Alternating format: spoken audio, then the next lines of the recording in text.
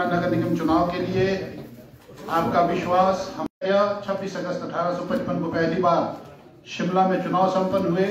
कांग्रेस सरकार ने वर्ष 1969 में किया। कांग्रेस का निरंतर प्रयास शहर की मूलभूत जन सुविधाओं को बेहतर बनाना रहा।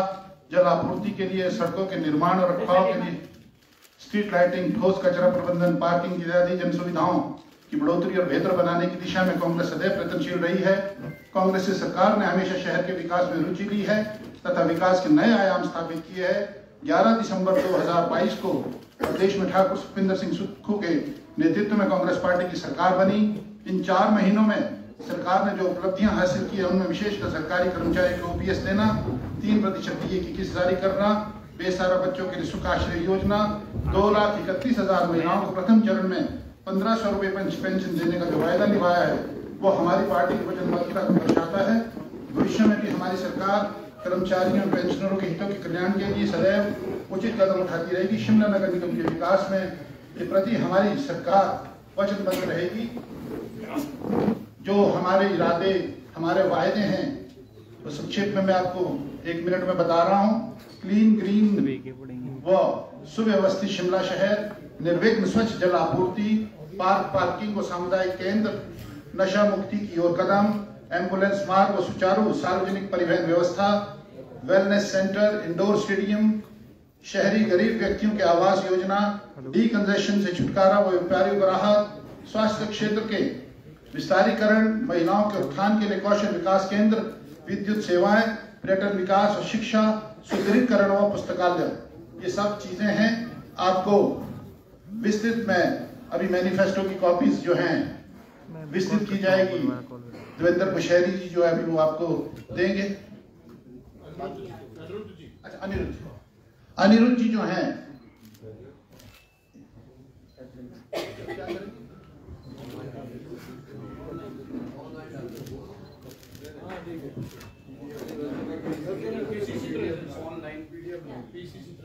मैनिफेस्टो के बारे में बोल रहे हैं।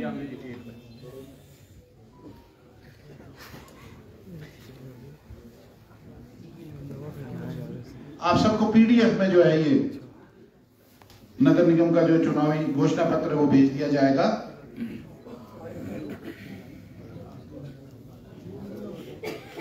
ठीक है सर, भेज देंगे।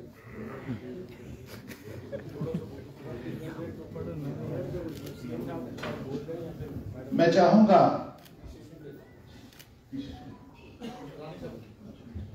चाहूंगा श्रीमती प्रतिभा सिंह जी अपना व्यक्तित्व रखें। Mike on.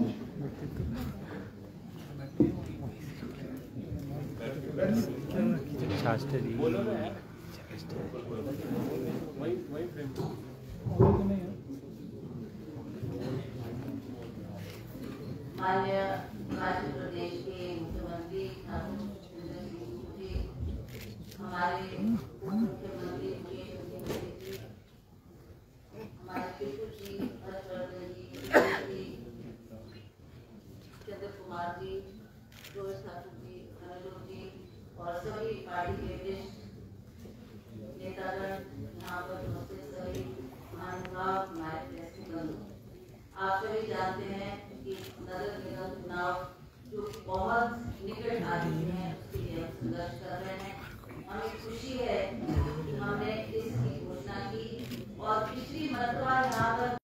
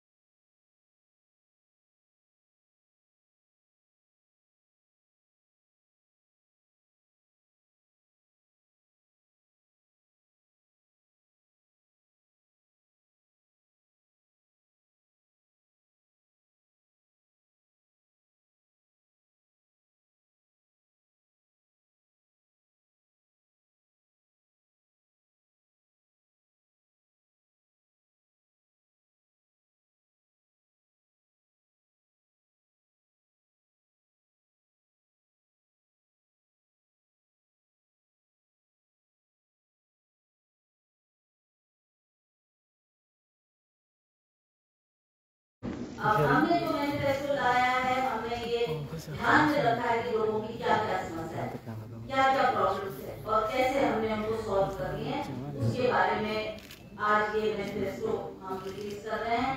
मैं माननीय मुख्यमंत्री जी से आग्रह करूंगी कि आप इसको विस्तार पूर्वक जनता के सामने रखें।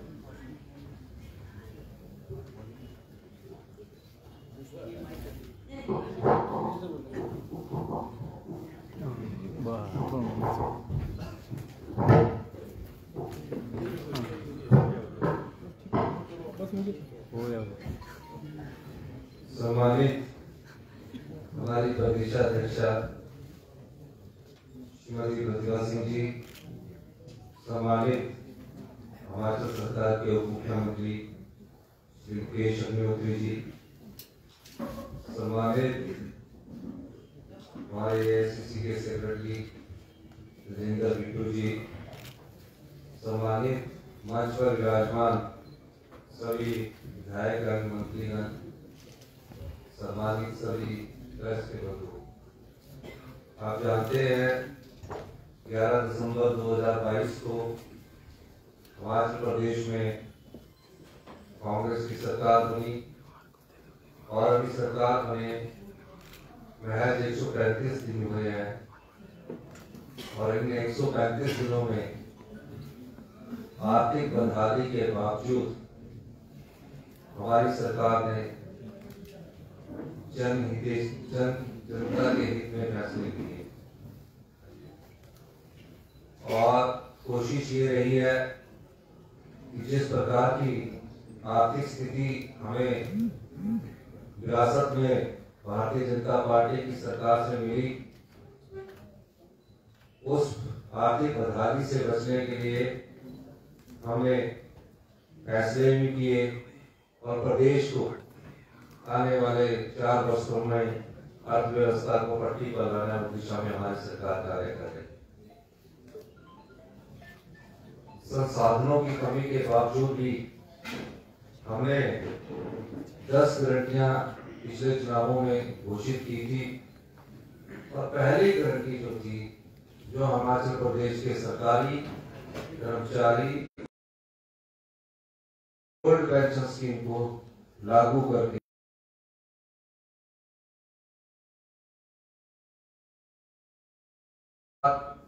और भी महत्वपूर्ण फैसले हुए, जिसमें हिमाचल प्रदेश के 6000 अनाथ बच्चों को, यानी कि उन बच्चों की पढ़ाई का पूरा खर्च, हॉस्टल का पूरा खर्च, जेब पॉकेट मनी का पूरा खर्च 27 साल कोऑर्डिनेट सिलेक्शन बोर्ड के तहत, जिस पर भारतीय जनता पार्टी की सरकार आंख बंद करके बैठी हुई थी, जो युवा पढ़ लिख कर मेहनत कर सरकारी रोजगार प्राप्त करना चाहते थे, उसको ये सरकार धोखा देती आई और उस धोखे के कारण कई युवा जो सरकारी रोजगार पाने के पात्र थे, उनको रोजगार नहीं मिल सका। और हमने जब इंक्वायरी करवाई 25 दिसंबर को, पाया कि कोऑर्डिनेट सिलेक्शन बोर्ड में पिछली सरकार के समय पेपर जो है वो बेचे जाते थे और लोगों का और युवाओं के साथ विश्वासघात किया जाता था। हमने उस पर कड़ी कार्रवाई की।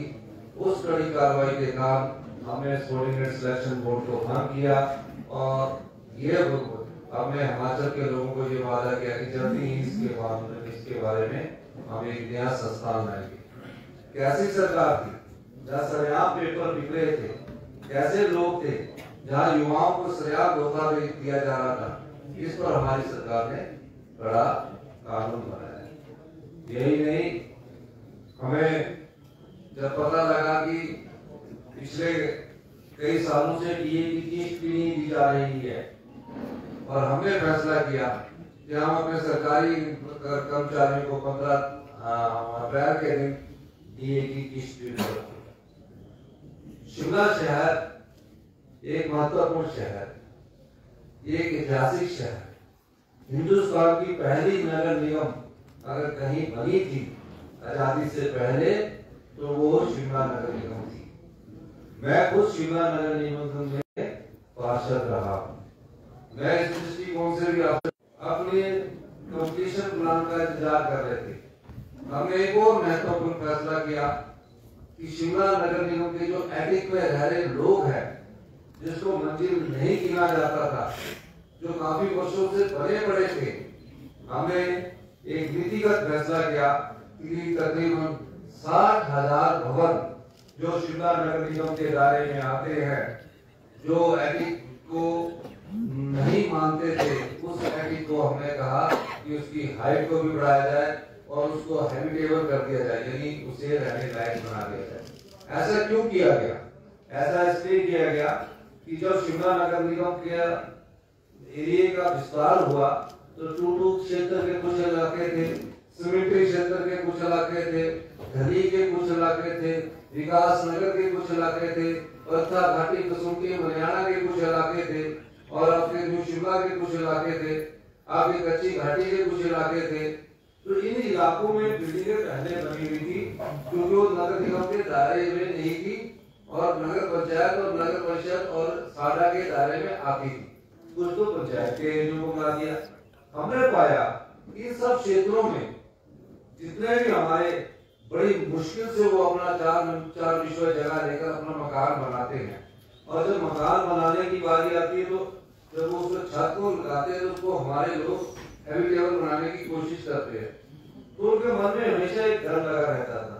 इस दृष्टि से हमने कैबिनेट में प्रस्ताव लाया और कैबिनेट में प्रस्ताव लाकर एटिक को रेगुलाइज कर दिया गया, हैबिटेबल रहने योग्य कर दिया गया।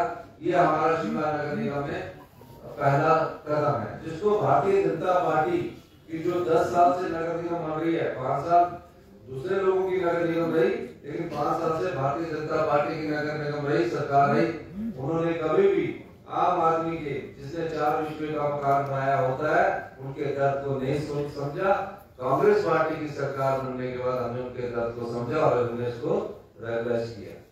यही नहीं, ये वो नगर निगम थी, मैं अभी देख रहा था, जिसके समय में पहली बार आजादी के पहली बार जॉन्डिस फैला, अश्मीर खंड का गंदा पानी लोगों को पिलाया गया, और उसमें जब जॉन्डिस फैला तो कई लोग इस संसार को छोड़कर चले गए।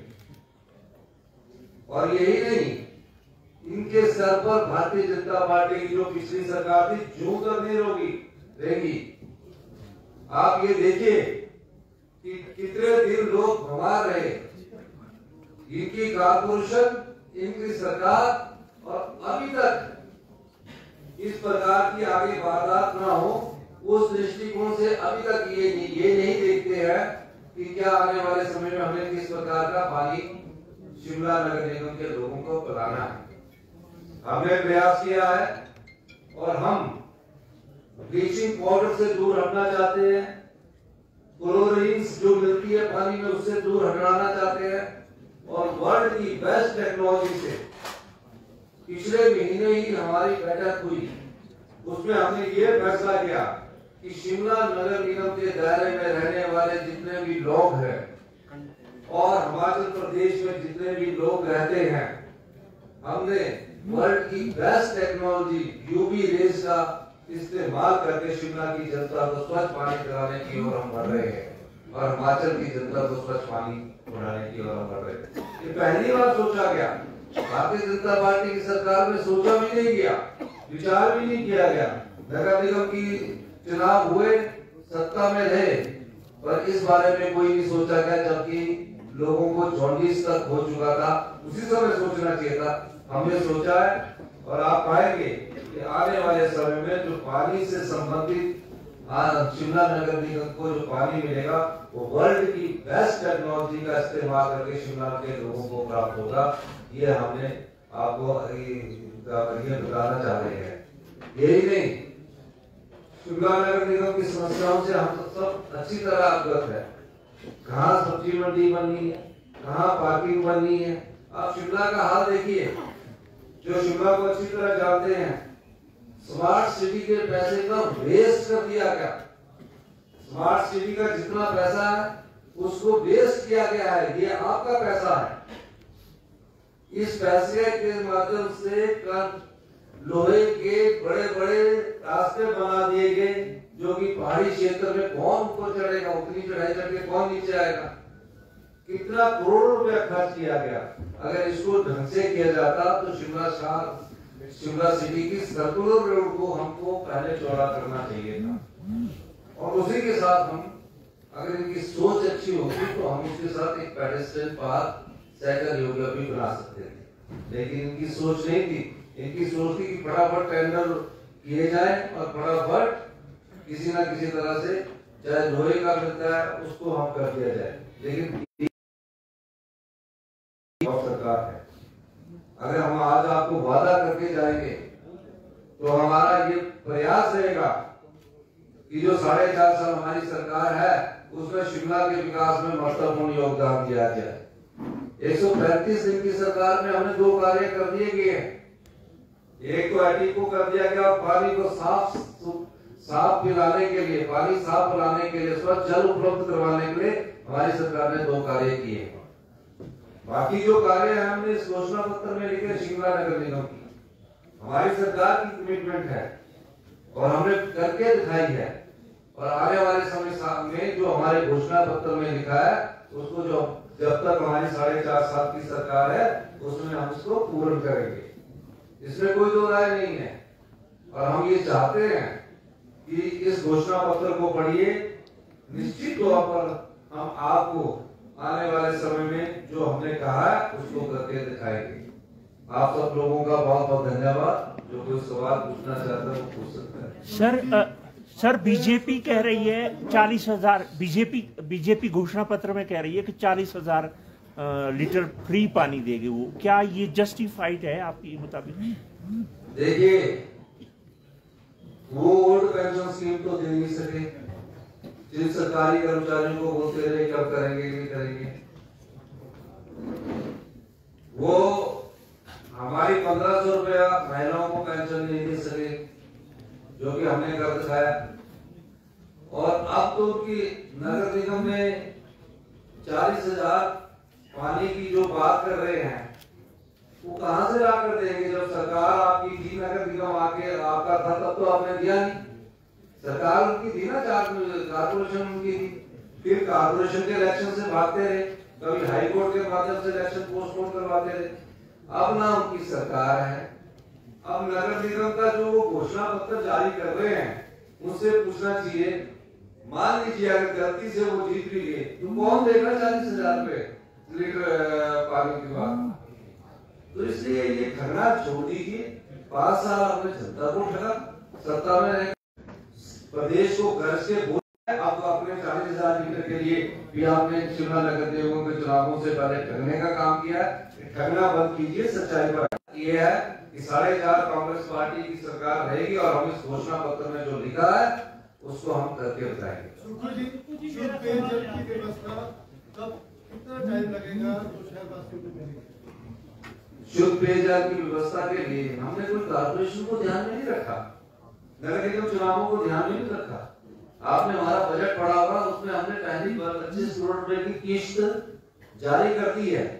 और जो शिमला शहर है उसमें हम 1-1.5 साल में पूरे शिमला शहर नगर निगम के दायरे में शुद्ध जल की व्यवस्था उपलब्ध करवा देंगे। भारतीय जनता पार्टी की तरह हम जॉन्डिस वाला पानी शिमला नगर निगम के लोगों को नहीं पिलाएंगे। सर मेरा सवाल है आपसे, आपने कहा शहर के लोगों को राहत दी है 85 तो हाई लेवल पर, तो उसमें जो पूर्व के विधायक है शहर के और जो मंत्री भी रहे, उनका आरोप है कि एक तो ये आचार संहिता में फैसला लिया है जो वायलेशन है, और दूसरा ये है कि इसमें कोर्ट के आदेशों की भी अवहेलना हुई है एनजीटी का। देखिए, जो आपने सवाल पूछा है, जो पूर्व के विधायक शहरी विकास मंत्री थे सुरेश भारद्वाज जी, उन्होंने कहा कि कोर्ट के आदेशों की अवहेलना की है। हमने कोई कोर्ट के आदेशों की अवहेलना नहीं की है, हमने नियमों में परिवर्तन किया है। और दूसरा वो कहते कि आचार संहिता के समय किया है, ऐसा नहीं है। वो पूरे हिमाचल प्रदेश के लिए किया है।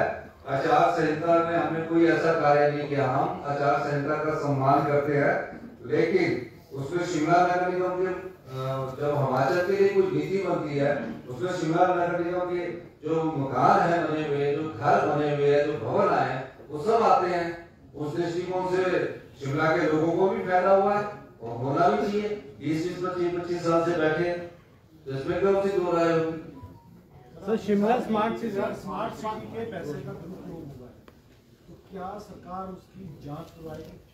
देखिए, अभी इस मामले में सारी चीजों का, तथ्यों का अध्ययन किया जा रहा है। समय आने पर इस बारे में आपको बताया जाएगा। कारोबारी ऐसे लाखों के भेजे गए, तो कारोबारी राहत की मांग कर रहे हैं, क्या सरकार राहत देगी उनको? देखिए, नगर निगम के जो कोरोना काल के अंदर कुछ मुझे व्यापारी वर्ग मिले थे। कोरोना काल में उनकी दुकानें जिनकी बंद रही थी, अब जिनकी दुकानें बंद रही है, हमने सभी को राहत दी है। तो कोरोना काल के तहत जो किराया म्युनिसिपल कॉर्पोरेशन द्वारा लिया जाता था, हमारी सरकार ने ये नगर निगम के 4 संहिता लागू होने से पहले ये फैसला कर लिया है कि उनका 6 महीने का किराया जो है, जो कोरोना काल में बंद है, उसको माफ कर दिया जाएगा। सर, जो ये मैनिफेस्टो रिलीज किया गया है, इसके 9 पॉइंट, सर 2-4 पॉइंट पढ़ दीजिए। इसकी पीडीएफ फाइल आपके पास पहुंच जाएगी। 2-4 घोषणाएं पढ़ दीजिए सर। अब ये 2-4 घोषणाएं बहुत अच्छा है, सभी पढ़ने पड़ेंगे, लेकिन फिर भी मेन जैसे कि हमने बजट में भी कहा है कि शिमला शहर हमारा, हम हिमाचल प्रदेश को ग्रीन राज्य के रूप में एस्टैब्लिश करेंगे। तो उसमें शिमला पहला ऐसा क्षेत्र है जिसको हम ग्रीन यूनिवर्सिटी शिमला शहर को करेंगे। जल स्वच्छ जल पूर्ति की बात मैंने कह दी है। पार्किंग में समुदाय के अंदर नशा मुक्ति की ओर कदम आप देख रहे होंगे कि आए दिन आप देख रहे हैं कि शिमला पुलिस कितनी एक्टिवली नशा खोरों के खिलाफ कार्रवाई कर रही है। प्रतिदिन कोई ना कोई व्यक्ति पकड़ा जा रहा है। जहाँ पुलिस नहीं जाती है, वहाँ पुलिस की हमारे को सुचारू रूप से चलाने के लिए आगे बढ़ा जाएगा। वेलनेस सेंटर का बनाए जाएंगे, इंडोर स्टेडियम बनाए जाएंगे। जो गरीब व्यक्ति है, शहरी गरीब व्यक्ति है, उसके लिए मकान बनाने की जो हमारी योजना है, सारी योजनाएं हैं। और एक और मैं आपको चीज बताना चाहता हूँ, अभी हमने तकरीबन 10 करोड़ रुपया जो हमारे पानी की ये बिजली की तारें ऊपर जाती है, हर दिन सड़क बुझ जाती है, उसकी डक्टिंग के लिए शिमला से लेकर मिनी पार्क तक। तो मैं देखता हूँ लोग बाजार में जाते हैं तो कई बार बिजली की तार बर्फ पड़ती है, तो कई बार लाइट चली जाती है। उस सुविधा को उपलब्ध करवाने के लिए हम डक्ट ला रहे हैं, जो इसके बारे में कल ही हमने प्रेजेंटेशन दिया और तकरीबन उसमें 50 करोड़ रुपया और खर्च किया जाएगा। क्योंकि मैंने और हमारे जो सारी विधायक हरी जनाटा जी ने इस बारे में प्रेजेंटेशन दी है, और हम पहला जो हमारा बैच है वो मेरे ख्याल यहीं से ना चौड़ा शिमला से चौड़ा मैदान दिल्ली भारत तक है। उस दृष्टि से हम आगे बढ़ रहे हैं। सर, कांग्रेस ने आम चुनाव गारंटी के नाम पर लड़ा था, नगर निगम चुनावों को भी गारंटी के साथ आने की बात कही जा रही थी, अब परहेज क्यों किया जा रहा है? और दूसरा, शिमला शहर की जनता क्यों इस बात पर विश्वास करे? पानी 1990 के दशक तक शिमला राजधानी के लोगों को नहीं मिला, डीकंजेशन बीते 3 दशकों में शिमला के शहर के लोगों को नहीं मिला, अब आपके ऊपर कांग्रेस के ऊपर क्यों? मेरा ख्याल आप बहुत जल्दी में उठ गए, आपने पढ़ा नहीं, इसलिए पढ़ लेगा आपने थोड़ा सा, जब आप पढ़ोगे तो अच्छा रहेगा। गारंटी का हमारा कर्तव्य और दायित्व जो है उसका निर्वाह हम कर रहे हैं। और हम चुनावों में जो हमने कहा है ना घोषणा पत्र में, जिस तरह हमने गारंटियां 135 दिन में 2 कर दी, 3 कर दी, ये बोर्डिंग स्कूल में, उस तरह जो कहा है वो भी कर रहे हैं, उससे ज्यादा कर रहे हैं। ये तो कुछ कहा ना, उससे भी ज्यादा कर ड्राफ्टिंग में जा रहे हैं। आप रुक जाइए, धीरे धीरे आगे होता है, देखिए क्या। सर, बीजेपी का आरोप है विधानसभा चुनाव में कांग्रेस ने जो 10 गारंटियां प्रॉमिस की थी लोगों से, जो गारंटी के तौर पे, उनमें से प्रैक्टिकली एक भी फुलफिल नहीं हुई है। वो कह रहे हैं कि ओपीएस की कोई गाइडलाइंस नहीं आई है, महिलाओं को ठगा गया है। सो हाउ वुड यू, क्योंकि इन नगर निगम चुनाव में वो इसको प्रचार, ये आप ना रैश को बुला के जरूर पूछना, ये सवाल का जवाब अच्छी तरह दे देंगे। और कल ही एक लड़की धरने से रोकी थी और शिमला में अब तक कम से कम 4 मौतें ऐसी हो चुकी हैं। तो बंदर और ट्रेनिंग से निजात दिलाने के लिए मैंने अभी तक कोई कागज उपाय नहीं आने वाले समय में नहीं, बंदर की समस्या बिल्कुल सही बात आपने ध्यान में लाया। दृष्टिकोण से हम देखेंगे कि हमें कैसे शिमला शहर में बंदरों से बचने के लिए किस प्रकार से विचार विमर्श करना पड़ेगा, हमारी सरकार किस और देखेगी। बहुत बहुत धन्यवाद।